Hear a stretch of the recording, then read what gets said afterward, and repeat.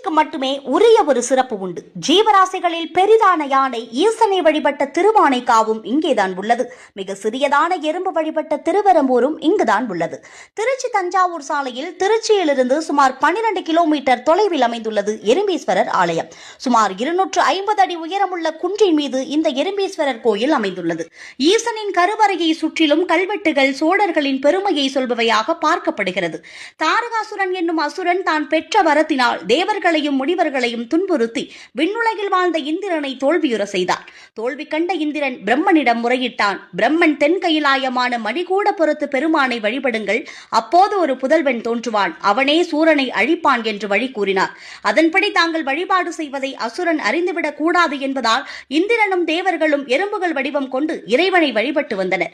இறைவனை கருணைதல் மலர்களால் பூஜித்தும் வந்தனர். சகல தேவர்களும் எறும்பு வடிவம் எடுத்து சிவலிங்கத்தின் மீது ஊர்ந்து வழிபட முடியும்.